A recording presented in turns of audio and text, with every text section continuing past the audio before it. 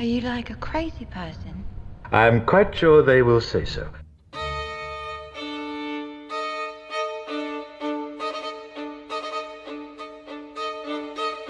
Now, hats, coats, galoshes over here. But hurry, please. We have so much time and so little to see. Wait a minute. Strike that. Reverse it. We're not like you! We're grown-ups! I don't know what we're yelling about! I've not come for what you hoped to do. I've come for what you did. Dear SAPMS family, as our 2019-2020 school year comes to a close, I'd like to take a moment to express my gratitude for all of you still here. There was a regime change, and all that comes with one. After some research, I settled on the French Revolution's course being the most closely representative of ours, with obvious variations. Not so much the characters and the intentions, but the chaos, the attempt by some to grab perceived influence, and the rise of a strong, capable, diminutive leader.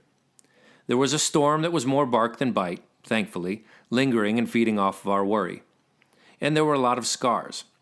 Scars that hadn't yet, maybe even haven't yet, healed.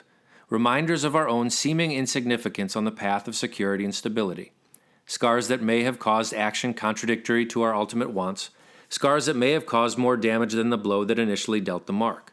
Then this, a global pandemic, a stay-at-home order, an order for distance learning, in order to place our children in front of the impersonal device that we are often battling against, in order to make that device as personal as possible, in order for all of you to become not only the home, but the learning environment as well. And you are still here. For that, I am grateful.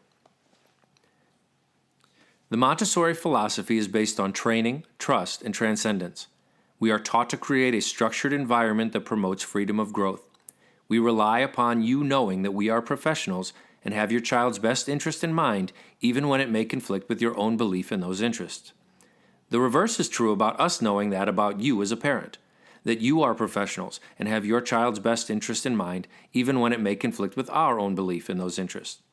Our crossroads meet at the child where, ideally, he or she will have the confidence and skill to choose the next path to take. Montessori also requires commitment, resolve, and a repellent to popular culture, social pressures, and the pulls of your ego. There is still more stigma than understanding, more judgment than acceptance. If you are impervious to others fearing what they don't know, and focus not on what others are claiming in 30-second posts to their accounts, but on the growth of your child as a human being, you are much better equipped to see this process through. Although there are many scenarios in which Montessori holds an advantage, the distance learning was not one of them. Our use of concrete materials, prepared environments, and the art of helping without helping create a foundation for success at school while saving the home for parenting. Our expertise promotes and supports your expertise, just as yours ours. You were all thrown into this in a much more complex way.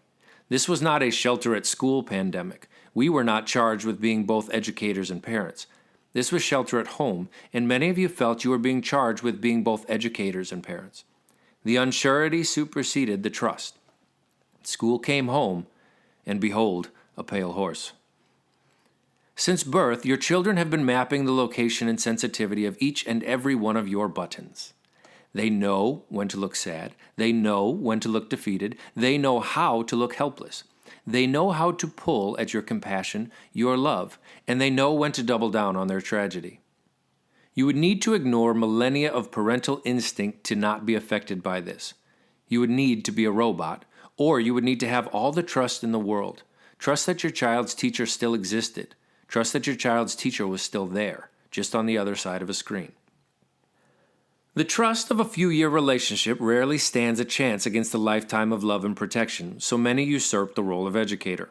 I cannot tell you how many different social media posts by parents, none of you of course, left me angry, baffled, and defensive of teachers I have never nor will ever meet. However, not knowing your child's work or the approach or how to teach it or how to help the situation added to their never would they cry about not understanding something like that at school tears equaled nothing short of a perceived nightmare. It dug up anxieties, concerns, and insecurities of past educational experiences. Memories of sitting at the kitchen table in tears over a math problem, with your parents trying their best to help or searching for the words to at least put things in perspective, came rushing back. All your parental instinct told you to do was help. All your parental instinct pulled from was your own childhood. What we should have said over and over was, trust us. What ideally we wouldn't have to say was, trust us. What we should have provided with every assignment, every correspondence, every day was a reminder, trust us. What we are saying now, going forward with uncertainty of what next school year may bring, is trust us. As we complete this school year, having survived what is hopefully a once-in-a-lifetime wrinkle, you are all able to focus completely on your specialty, your profession, your expertise, being a parent. In this Montessori relationship we continue to build, we ask of you one favor. Let us trust you. Let us trust that you will cherish this time with your children. Let us trust that you will continue to promote their independence and capability. Let us trust that you will be a catalyst for their growth. Let us trust that you will all be happy and healthy and safe. It's time to celebrate. Your days of acting schoolmarm, or whatever the male equivalent of schoolmarm is, are over. Even if we return in the fall to any distance learning, you may shed the perceived responsibility of being your child's school teacher. Be their life teacher. Be their parent. Be their judge, jury, and executioner. Be their biggest fan. When school returns, all we ask is your trust and support. From following the school handbook, to encouraging your child to communicate with his or her teacher to build that relationship, to knowing that we have been trained to prepare the child for the world. All we need is your trust. As we recess for humid days and family time, we give you our trust and support. Trials strengthen and trials filter. Our SAPMS community continues to grow in strength and commitment to the Montessori philosophy as our population goes through natural fluctuations. In an overly optimistic outlook, of which I am not too fond of using frequently, the children have been blessed with a challenge. Whether they thrived during or will be motivated to thrive following, we have a springboard for their growth. All they need from us is our respective expertise and our collective trust. Congratulations, thank you, and we will see you in the fall.